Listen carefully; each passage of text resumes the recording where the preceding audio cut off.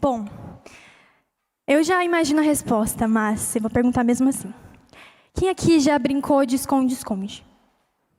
Todo mundo sabe o que é esconde-esconde, né? Aquela brincadeira que a gente se esconde e torce para ninguém encontrar a gente, né? Eu tenho muitas lembranças de quando eu era criança e eu brincava muito de esconde-esconde. Eu, minha irmã, o pessoal do bairro. Na minha época, a gente brincava na rua. Não que eu esteja velha, né? Mas é que a geração de agora brinca no celular, né? Mas, enfim. Tem muita lembrança boa. Eu sempre era fácil de achar, mas, enfim, ainda era divertido. E esses dias eu recebi uma visita em casa, que é o filho da minha prima. O nome dele é Theo. E ele lá em casa, a gente resolveu... Na verdade, ele ficou o dia inteiro me esperando para brincar, né? Porque eu estava trabalhando. Aí, quando eu finalmente fiquei disponível, a gente brincou de esconde-esconde. Só que o engraçado do Theo é que ele se escondia, e para mim era muito óbvio onde ele se escondia. Porque eram espaços assim muito nítidos, tipo atrás da cortina, atrás de um espaço ali. E eu ficava, mesmo assim, sabendo onde ele estava, eu dizia, nossa, onde está o Theo? Cadê o Theo? Alguém viu o Theo? E ele, nossa, ela não me encontrou. Estou aqui, ele falava, né, para eu tentar achar ele. Aí eu, não acho de jeito nenhum o Theo, cadê o Theo? Aí ele aparecia todo contente, você não me encontrou, eu estava ali. Eu, puxa vida, não te achei. Para ficar mais emocionante para ele, né? Mas eu sabia onde ele estava. Sabe que eu comecei a refletir que o mesmo acontece com o nosso Pai. Não dá para brincar de esconde-esconde com o nosso Pai. A gente viu no Salmo que eu li agora, que Ele está por todos os lugares. Que é impossível fugir da presença de Deus. Porque Ele está aqui nesse lugar, amém? Mas Ele também está lá na minha casa, cuidando do meu lar. Também está lá em Floripa. Está em muitos lugares. Amém? Você crê nisso? Então é impossível se esconder de Deus. E às vezes nós somos como crianças. A gente até tenta se esconder, vai para algum lugar achando que ninguém vai nos ver. E às vezes realmente ninguém vê. Mas o nosso Pai sempre nos encontra. Ele sempre nos vê. Na Bíblia, a gente encontra exemplos de pessoas que tentaram se esconder de Deus. Em Gênesis 3, relata o momento em que Adão e Eva desobedeceram a Deus e comeram do fruto, né, da árvore que Ele pediu para eles não comerem. Então, lá no versículo 8 de Gênesis 3 diz, ouvindo o homem e sua mulher os passos do Senhor Deus, que andava pelo jardim quando soprava a brisa do dia, esconderam-se da presença do Senhor Deus, entre as árvores do jardim. Mas o Senhor Deus chamou o homem, perguntando, onde está você? E ele respondeu, ouvi teus passos no jardim e fiquei com medo, porque estava nu, por isso me escondi. Que ingênuo, Adão, né? E Deus ainda, onde está você? Como se ele não soubesse tudo o que tinha acontecido ou o que aconteceria. Deus já sabia de tudo. E ainda assim deu a oportunidade ali de Adão responder essa pergunta, mesmo que seja óbvio, como aconteceu comigo com o Theo. Cadê o Theo? E ele tentando se esconder. Adão e Eva se esconderam porque eles se sentiram envergonhados por conta do erro deles, do pecado deles. E muitas vezes, nós temos essa mesma reação quando erramos. Eu me lembro de uma mania que eu tinha de criança, de quebrar coisas. Eu quebrei muitas coisas. Na minha casa e na dos outros também. Eu sempre fui uma criança meio atrapalhada. E aí, a instrução sempre foi muito clara. Não mexa, não encoste, não quebre. Não faça nada, porque é frágil, você pode até se machucar. E eu, teimosa, ia lá, mexia, quebrava. E toda vez que eu quebrava, eu tentava esconder da minha mãe. Deixava lá escondido, ou juntava as pecinhas, esperava ela encontrar ali quebrado. Eu, nossa, quebrou, mãe, que estranho. E sempre foi assim, só que ela sempre descobria, né, gente, que estranho. Mãe sabe, né? E o nosso Pai também sabe. Não adianta a gente tentar esconder os nossos erros do Senhor, porque Ele nos assiste, Ele sabe o que a gente está fazendo. E Ele escreveu cada um dos nossos dias, não podemos esquecer isso. Nesse mesmo salmo que eu li, 139, se subir um pouco para cima, tem ele dizendo isso. Ali nas palavras de Davi. Então, por algumas vezes, a nossa culpa faz com que a gente se esconda. Faz com que a gente tenha vergonha, que a gente fique triste. Aí a gente evita falar do que a gente fez, nós vamos para o nosso quarto, queremos ficar sozinhos. Envergonhados, não queremos nem mesmo falar com o nosso Pai. Aliás, é dele que a gente mais quer se esconder, né? mas dele a gente não consegue se esconder. Outra pessoa que tentou se esconder da presença de Deus, tentou fugir da presença de Deus, foi Jonas. Esse é um belo exemplo de fujão, né? Deus foi lá e falou: Jonas, vai para Nínive. Ele decidiu ir para Tarsis, teimoso. Só que aqui não foi por vergonha, foi por teimosia, porque a ordem do Senhor também foi clara: vá para Nínive. E ele quis fazer diferente. Ele não quis atender à ordem do Senhor. E a teimosia de Jonas trouxe tempestades não só para a vida dele, que a gente sabe que aconteceu. Se você não conhece a história de Jonas, está nos assistindo, eu acredito que seja uma oportunidade legal de você depois estudar. Jonas, a partir do capítulo 1, conta ali a história do que aconteceu com ele. Mas, por conta da teimosia de Jonas, muitas pessoas ali que estavam com ele também enfrentaram a tempestade, tiveram que agir ali, clamar a Deus para entender o que fariam. E foi uma situação muito difícil, não só para Jonas, mas trouxe dificuldades para todo mundo à sua volta. Então, fugir não é uma opção boa, se ela não for uma orientação de Deus. Mas hoje, depois de citar esses exemplos, eu quero falar de alguém específico. Quero contar para vocês a história de Elias, que foi alguém que também achou que era possível se esconder de Deus. Não nosso pastor. Elias da Bíblia. Elias foi muito usado por Deus. Deixa lá sua Bíblia aberta em 1 Reis, a partir do capítulo 17. Eu vou tentar aqui resumir um pouquinho a história para a gente ter um contexto do que aconteceu com Elias. Lá em 1 Reis conta, então, que Deus falou a Elias e ele alertou ao rei de Israel, Acabe, que durante os próximos anos não haveria chuva naquela terra. Então o Senhor mandou Elias lá para um riacho um riacho da cidade de Querite, e ele foi para lá. E, gente, Deus cuidou de cada detalhe da vida de Elias. Deus proveu ali a alimentação. Vocês imaginam, corvos levavam para ele carne e pão. Assim, simplesmente. Para o cara, ele viveu isso. E aí tinha um riacho lá, enquanto tinha água nesse riacho, porque houve a seca, ele foi ali se alimentando desse pão, dessa carne que vinha dos corvos, e também da água ali desse riacho. Aí quando secou o riacho, parecia que tudo acabou, mas não. O Senhor foi lá e proveu mais uma vez alimento para Elias, e mandou ele lá para a casa de uma viúva, na cidade de Sarepta. Aí ele foi para a casa dessa viúva, e lá só tinha um restinho de farinha e um pouquinho de óleo. Aí ele falou: confia que o Senhor vai multiplicar essa comida. E assim aconteceu. Multiplicou esse pão, e por vários dias durou essa alimentação ali. Quando essa viúva, ela tinha um filho, e esse filho ele veio adoecer, e ele morreu. Então, Elias, ele clamou ao Senhor, e o menino voltou a viver. Então, mais um milagre ali que aconteceu na vida de Elias. Além de ter sustentado a ele, também sustentou a família daquela viúva. Que no texto, inclusive, diz que se não fosse essa chegada de Elias, eles morreriam de fome. Porque eles realmente só tinham um restinho de farinha e de óleo. Passados 3 anos de seca, Elias se apresenta novamente ao rei Acabe de Israel. E ele convoca os profetas de Baal, que eram 450, gente. A gente agora está em 1 Reis 18. E outros 400 profetas de Azerá. Elias era um só. Eram 450 profetas de Baal e outros 400 profetas de Azerá. Aí, o que aconteceu? Eles foram lá no Monte Carmelo e Elias queria provar para eles que existia somente um Deus.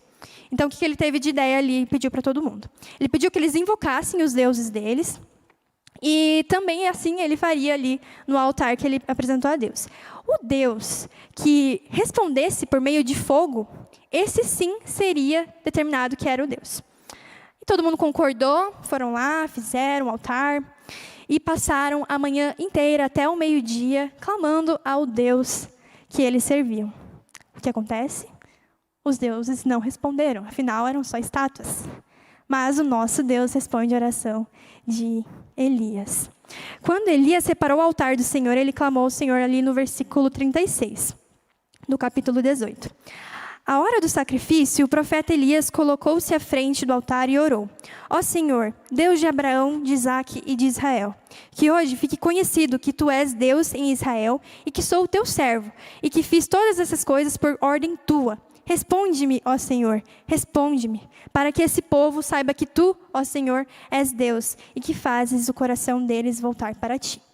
Então o fogo do Senhor caiu e queimou completamente o holocausto, a lenha, as pedras e o chão, e também secou totalmente a água da valeta. Quando o povo viu isso, todos caíram prostrados e gritaram: o Senhor é Deus, o Senhor é Deus. Então Elias ordenou-lhes: prendam os profetas de Baal, não deixem nenhum escapar. Eles os prenderam e Elias os fez descer ao riacho de Quizom, e lá os matou. Então, Deus provou ali, através da vida de Elias, que ele era o único que tinha poder. E ali na oração de Elias, uma coisa que me chama muita atenção é que Deus pediu para que ele fizesse todas essas coisas, né? Que fique conhecido que tu és Deus em Israel e que sou o seu servo e que fiz todas essas coisas por ordem tua.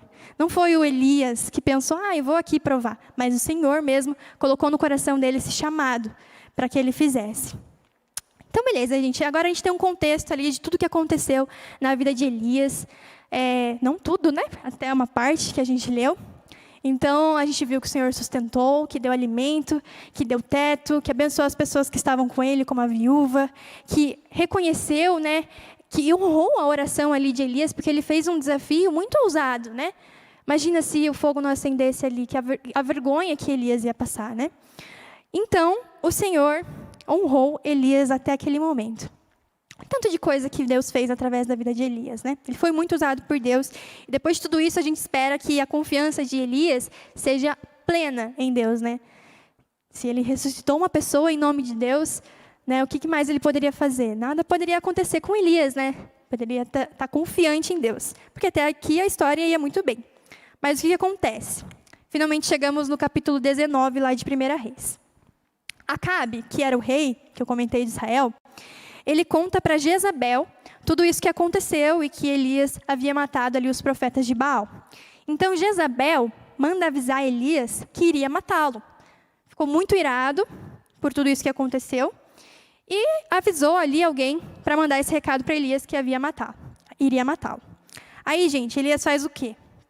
Ele clama a Deus pedindo que o livrasse? Não. Elias foge. O texto ali diz no verso 3 que Elias teve medo e fugiu para salvar a sua vida. E daí, durante a sua fuga, ele pede que Deus tire a sua vida. Ele diz: já tive o bastante, Senhor, tira a minha vida. Não sou melhor que os meus antepassados. Ele temeu devido à ameaça que ele recebeu ali de morte. Viveu tudo isso para agora ficar com medo. Com essa notícia que Elias recebeu ali, né, essa mensagem, Elias ficou preocupado, ficou com medo e decidiu fugir. E na sua vida, como que você tem lidado com as notícias que você recebe? Você fica com medo? Você fica animado? Porque aqui eu não estou falando só das notícias boas, aliás, das ruins, mas também das boas. Porque, às vezes, as boas notícias também nos fazem fugir da nossa responsabilidade, do nosso trabalho, do nosso chamado que o Senhor nos deu. É uma notícia de promoção no teu trabalho? Que agora está tirando o teu foco de servir ao Senhor? Que está te sobrecarregando? Uma aprovação no vestibular, que agora você vai estudar muito mais a área que você quer trabalhar? Ou, quem sabe, é o desemprego, a notícia que você perdeu o seu emprego, que está te deixando preocupado e agora você perdeu a confiança em Deus e está preocupado com o que vai ser amanhã, não está conseguindo servir a Deus, está desanimado. Qual que é a notícia que você recebeu que te fez correr para longe de onde o Senhor tinha te enviado?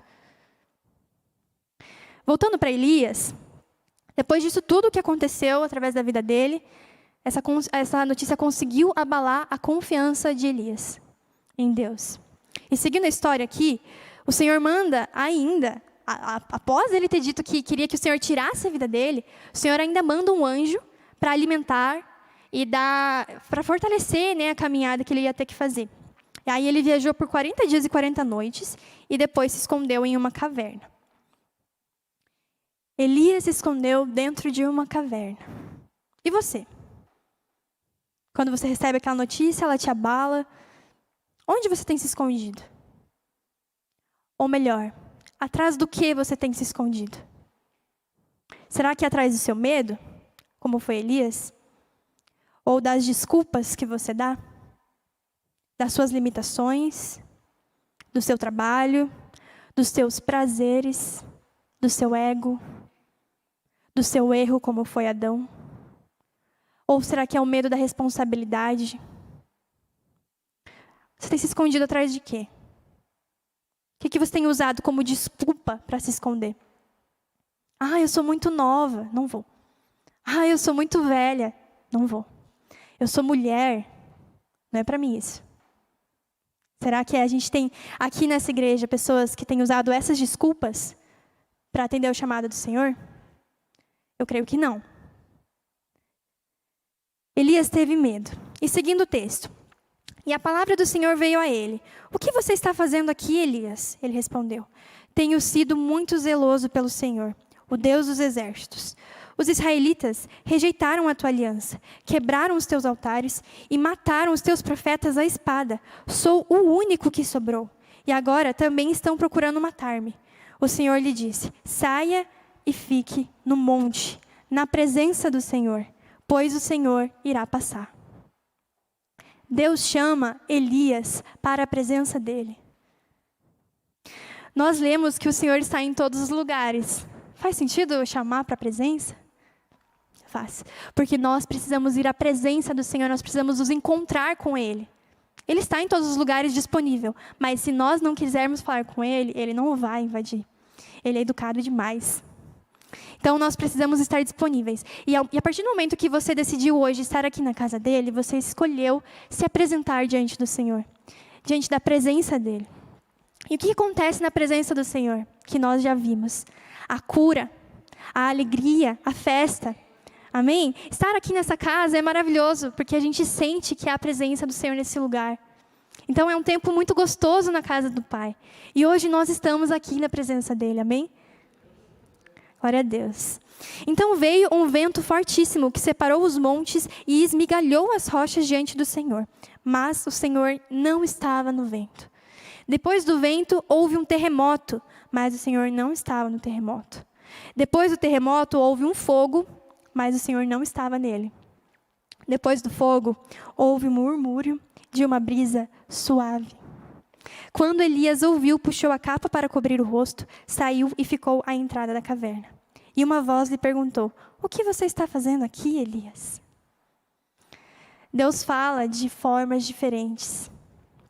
De que forma Deus fala com você? Aqui a gente viu que não foi pelo fogo, não foi pelo vento, nem pelo terremoto, mas pela brisa suave. Uma voz falou com Elias. E Deus pergunta, o que você está fazendo aqui? Será que nós estamos sensíveis à forma que o Senhor fala conosco?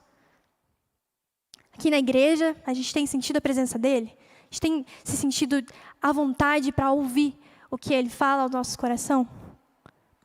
Será que é aqui? Será que é através da palavra que você escuta, que você sente o direcional do Senhor? Será que é lá no seu quarto ou em público?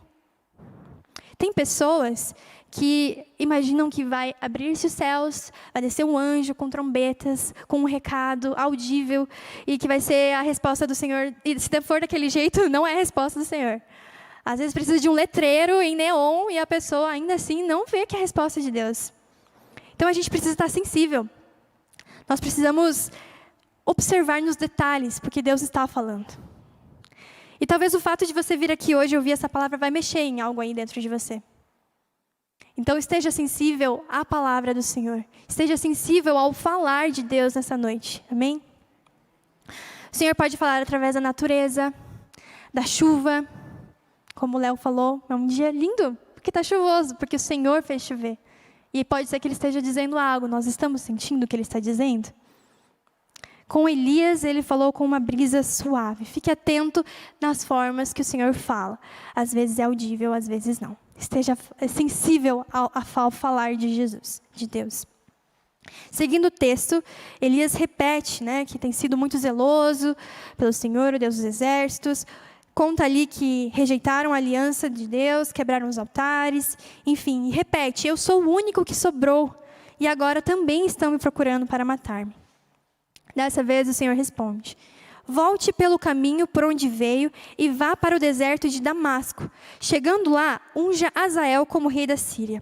Unja também Jeú, filho de Ninsi, como rei de Israel. e unja Eliseu, filho de Safate, de Abel-Meolá, para suceder a você como profeta. Jeú matará todo aquele que escapar da espada de Azael, e Eliseu matará todo aquele que escapar da espada de Jeú. No entanto, fiz sobrar 7.000 em Israel, todos aqueles cujos joelhos não se inclinaram diante de Baal, e todos aqueles cujas bocas não o beijaram. Elias achava que era o único que restou. Geralmente, quando a gente se esconde, é muito solitário. A gente fecha a porta do nosso quarto e a gente não quer que ninguém entre. A gente quer ficar sozinho, isolado, pensando no que a gente fez, ou se preocupando, se questionando por que a gente está vivendo aquilo, ou tentando se distrair com outra coisa, mas a gente não quer contato, a gente não quer falar com ninguém. E quanto mais a gente se isola, mais solitário é. É muito triste que, às vezes, até no meio de uma multidão, a gente se sinta sozinho. Aqui na igreja pode haver pessoas que ainda estão se sentindo sozinhas, mesmo acompanhadas, mesmo com pessoas ao lado. A gente se sente sozinho na caminhada. Inclusive, servindo a Deus, em alguns momentos nós nos sentimos solitários. Você talvez possa já ter se sentido sozinho aqui, mas você já contou para Deus isso que você está sentindo, essa solidão, essa dor que você carrega? Elias fez isso. Ele disse, que eu sou o único que sobrou. Às vezes a gente precisa contar para o nosso pai o que a gente está sentindo. A gente precisa externalizar para que ele haja. A gente precisa dizer, Senhor, me envia um amigo. Me envia uma companhia, Senhor. Eu me sinto tão sozinho. Me envia, Senhor, pessoas que possam caminhar comigo. Ontem falamos sobre amizade aqui, o Zaya trouxe a palavra. Quão importante é ter um companheiro na nossa vida. E às vezes a gente se sente sozinho. Mas nós precisamos pedir para que o Senhor nos envie amigos. Nos envie pessoas para nos sustentar na nossa caminhada. E aí o Senhor responde para ele, E ainda sobraram 7.000 em Israel, que não se dobraram. Você tem companhia, cara, você não está sozinho. Tem muitas pessoas que estão aí, passando por o que você passou, que não se dobraram diante de outros deuses. Você não está sozinho. E o mesmo eu te digo essa noite, você não está sozinho. Olha ao seu lado, quantas pessoas estão aqui? Essa igreja é representação disso. Se haviam 7.000 lá em Israel, aqui existem pessoas também que não se dobraram diante de outros deuses, que estão aqui passando por tudo isso, mas que não se abalaram, que estão aqui diante da presença do Senhor. Ainda sobre o culto de ontem, que foi maravilhoso, graças a Deus, senti uma satisfação tão grande em perceber que a maioria das pessoas que estavam aqui, eu não conhecia de lugar nenhum. Não sabia de onde eram. Fiquei feliz e triste, porque podia ter mais gente da Barreirinha. A gente puxa a orelha, não tem como aproveitar. Mas, gente, uma bênção. Uma bênção. Pessoas que vieram da IAP de Afonso Pena, de Santa Helena, outras igrejas que eu não me lembro. Mas é maravilhoso você perceber que, além de você, aqui na tua igreja local, existem outras pessoas fazendo o mesmo, louvando ao Senhor com você. Nesse momento, outras pessoas estão também ouvindo uma palavra, ou então louvando ao Senhor. Lá em Floripa, na igreja de vocês, meus amigos, também tem gente louvando ao Senhor nesse momento. E no mundo todo existem pessoas que estão clamando ao nosso Deus. Nós não estamos sozinhos. Amém, glória a Deus. Essas pessoas não se abalaram, elas não se esconderam, elas estão diante do Senhor, da presença dEle. E além de lembrar que Elias não estava sozinho, o Senhor dá ordens a Elias. Ele coloca Elias de volta nos trilhos. Eu gostava que antes do Flame, a gente tinha um dizer que era como o trem se alinha aos trilhos. Nós queremos estar alinhado com o nosso Deus. E Deus coloca ele de volta na linha. Sabe, o trem está desalinhado, coloca de volta nos trilhos, porque ele tinha propósito para a vida de Elias. Ele queria que ele continuasse a sua jornada. Então ele diz lá para ele chamar o pessoal, e ainda assim levanta um sucessor para Elias, ainda vivo. Chama Eliseu ali para ele, porque ele não estava mais sozinho, ele tinha companhia nessa luta. Ele coloca de volta Elias nos trilhos, e às vezes a gente acha que a gente está muito longe, que não tem mais como voltar. Que a gente está andando tanto na direção contrária, que era para lá, a gente vai para cá, que daí não tem volta. Mas o Senhor, lá naquela direção, nos coloca de volta. E faz ali a curva para a gente colocar tudo nos eixos. Nosso Pai coloca a gente no caminho outra vez. Mesmo que tudo pareça perdido, Ele nos dá a direção. Amém? Nós, às vezes, estamos tão distantes, parece impossível. Mas Ele está trabalhando, Ele está nos acompanhando. E Ele cuida da gente. Com isso, irmãos, eu queria que vocês parassem agora para tentar lembrar de um projeto que o Senhor colocou no seu coração e que você abandonou. Tenta lembrar daquele chamado de Deus para a sua vida que você deixou lá guardado na gaveta. O que te impediu de realizar isso? O que te fez parar? Foi alguma notícia triste, uma notícia ruim que desanimou? Desperta isso, irmão. Não dá tempo não de deixar isso guardado. Ontem a Val contou aqui pra gente que ela adorava cantar. Ela amava louvar o Senhor quando ela era mais nova. E só adulta ela teve coragem de vir aqui cantar. Irmão, o que você está esperando? Tem que vir aqui louvar, tem que vir cumprir o chamado que o Senhor colocou no seu coração. Não deixa isso envelhecer, não. Não guarda isso na gaveta, gente. O tempo não deixa isso, não. A gente não sabe o que está acontecendo, o que pode acontecer amanhã. Precisamos fazer isso agora. Não deixe isso ficar guardado. O Senhor tem propósito para você. Ele tem planos a serem realizados através da sua vida. Já pensou se todo mundo aqui começa a ignorar os chamados do Senhor? Como que o Evangelho vai se propagar? Como que esses bancos vão encher? O Senhor está falando aos nossos ouvidos, a gente precisa seguir o plano de Deus. Precisamos ser obedientes quando Ele fala para a gente agir. E isso não é só para agora. Vamos pedir para que o Senhor nos dê uma orientação. Às vezes a orientação já foi dada há anos atrás e você não ouviu. Você guardou para si. Você não compartilhou e não colocou em ação o plano de Deus para a sua vida. Então faça. Faça, pois há tempo. Agora, hoje, ainda dá tempo. Assim como o filho pródigo que foi embora, gastou toda a sua herança e arrependido ele decidiu voltar. O seu pai estava à sua espera.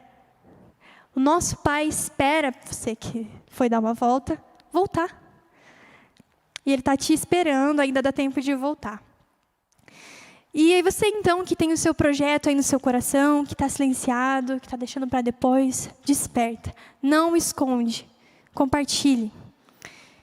Isso que eu falei sobre a gente deixar passar as oportunidades, eu tenho alguns exemplos aqui de coisas que não aconteceriam se a gente não tivesse colocado em ação o que o Senhor colocou no nosso coração. Por exemplo, você que está me assistindo aí de casa, não ia ter não como você ver. Não ia ter como ter transmissão de culto, porque se a gente não tivesse um ministério de comunicação que surgiu do desejo de Deus para o nosso coração, isso não aconteceria. Se a gente tivesse ignorado o chamado de Deus, de levantar uma geração de jovens para servi-lo e levar a palavra dele para longe, nós não teríamos transmissões, não teríamos stories, não teríamos hosts. Tudo isso não aconteceria, irmãos. O culto abençoado que a gente teve ontem do Flame também não aconteceria. Porque lá atrás, quando a gente pensou em ter cultos quinzenais ou mensais, o pessoal da liderança aqui está de prova. A gente, como assim? Não, gente, muito trabalho. Como que a gente vai pregar? Quem que vai pregar? Gente, a liderança vindo aqui, gente, pregar para honra e glória do Senhor. Jovens que nunca haviam feito isso, sim. Aleluia, glória a Deus. O Senhor nos capacita, irmãos. Ele nos dá autoridade, Ele nos dá plena confiança nele para executar as tarefas que Ele nos cabe aqui. Queridos, nada disso aconteceria se não fosse o Senhor colocando no nosso coração um desejo. Se fôssemos seguir o nosso coração de medo, de pecador, nada disso aconteceria. Nós poderíamos só simplesmente ignorar aquela provocação que o Senhor fez a nós. Mas a gente não ignorou. E hoje a gente tem colhido frutos maravilhosos do nosso ministério. Glória a Deus por isso. Outro exemplo é esse movimento que a gente está fazendo no mês de março. Se há algum tempo atrás, a pessoa que teve a ideia de encher os palcos da igreja da Adventista da Promessa aqui na Barreirinha de mulheres, não tivesse compartilhado essa ideia com ninguém, tivesse ouvido no seu coração ali e falado, não, impossível, não tem como. A gente não teria esse movimento acontecendo. E quantas vezes você já não foi edificado pela palavra de alguma mulher aqui na frente? Eu já fui muitas vezes, e estar aqui também é a resposta de uma provocação que o Senhor me fez. Eu queria muito ter dito não, irmãos. Queria muito ter dito não.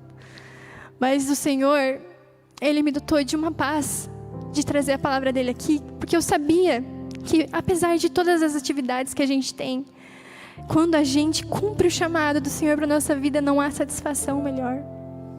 Não há algo tão agradável, não há preço que pague, Senhor. Irmãos, fazer o que o Senhor te pediu para fazer. Então, onde a gente estaria se não fosse a ação de pessoas lá atrás, que idealizaram esse templo, que fizeram tantas coisas? A gente precisa dar continuidade a isso. Nós precisamos ouvir o chamado do Senhor para a gente agir, precisamos fazer mais. Elias tentou fugir, mas ainda havia muito a ser feito pela vida dele, através da vida dele. E ele disse, já basta, já foi o bastante. Mas Deus disse, não, tem muito mais, Elias. Olha só, tem um pessoal lá, 7.000 pessoas que não se curvaram, eles estão com vocês. Ele tentou fugir, mas não tem como fugir da presença do Senhor. Não dá para brincar de esconde-esconde com Deus. A gente cantava isso quando a gente era criança, né? Não dá para brincar de esconde-esconde com Deus, não dá para viver longe do seu amor. Seu poder é mais forte. Não tem como fugir. E o que ele achava que era o bastante era só o começo. Deus estava trabalhando em muitas coisas que aconteceriam após esse momento que ele teve com Deus. E o medo de morrer, no caso dele ainda era mais crítico, mas eu duvido que a gente tenha vivido alguma coisa assim tão complicada, de alguém ter nos ameaçado de morte. Por muito menos a gente já deixou de fazer o que o Senhor pediu. E olha o quanto o Senhor usou Elias. Não parece muito diferente da minha história e da sua? O quanto o Senhor já não usou você na tua juventude? Ou então, há um ano atrás? Não precisa ir muito longe. O que aconteceu para você ter enterrado isso? Onde foi que você decidiu parar? O que te motivou? Quando você louvava aqui na frente, você vinha render o seu louvor a Deus. Por que você não faz mais? Desperta essa tua paixão, irmão. Desperta esse desejo do teu coração. Venha louvar ao Senhor, não se esconda mais. Não se esconda mais, venha para a presença. Escute o chamado de Deus para a sua vida. Ele está aqui hoje e você pode apresentar essa tua justificativa que você está sentindo, que você está pensando, no motivo que você sentiu, que você falou, putz, aconteceu isso na minha vida e por isso eu parei de fazer. Mas isso não é nada grande perto da grandeza do nosso Deus. Então apresente a Ele, que Ele vai trabalhar nisso no teu coração. Se você veio aqui nessa noite com a sensação de que quando você for embora, você vai sair como se tivesse passado despercebido, porque muitas vezes a gente tem essa sensação, eu quero te dizer que você não passou despercebido. Porque o nosso Pai está aqui nesse lugar e Ele está te assistindo. Aliás, meu irmão, foi Ele que te trouxe aqui nessa noite. Ele te trouxe aqui para se apresentar a Ele e para você sentir a presença dEle. Saiba que você não passou despercebido. Foi Ele que te trouxe aqui. E Ele não quer mais que você se esconda dentro de uma caverna ou atrás de uma árvore, ou que você fuja para outra cidade diferente da que Ele te enviou, ou então que você se esconda atrás de uma vida fútil, gastando a herança do seu pai. Ele quer que você volte, Ele quer que você vá para a presença dEle. Ele diz, vem para fora, Elias, vem aqui que eu vou passar. E Ele está aqui nesse lugar. Ou seja, perceba a presença do Senhor aqui nesse lugar. Não ignore, não se esconda, porque não tem como. Você pode se esconder de mim, mas do Senhor você não tem como se esconder. Pare de tentar fugir. Irmão, fica de pé.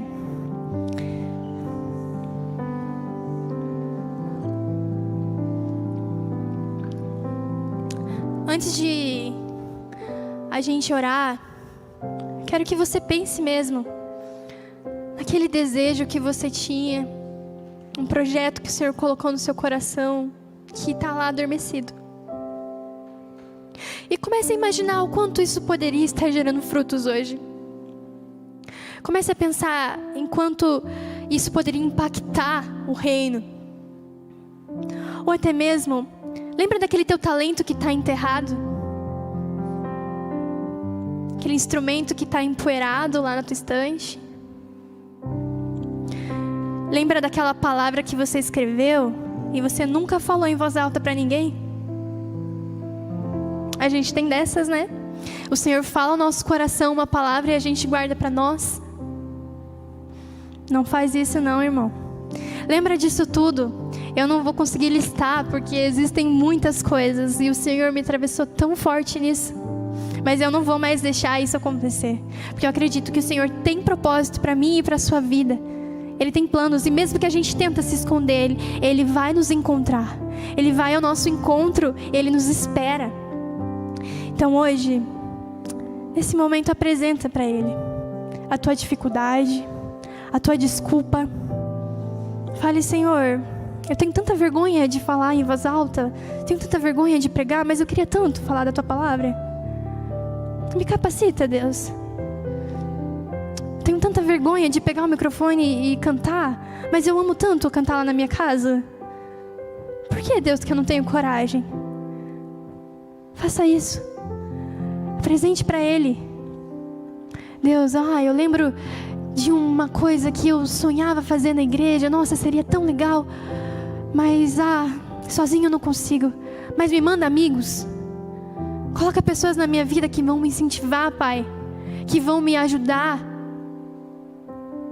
Faça isso nessa noite. Vamos juntos. Deus, obrigada, Pai. Oh, Senhor.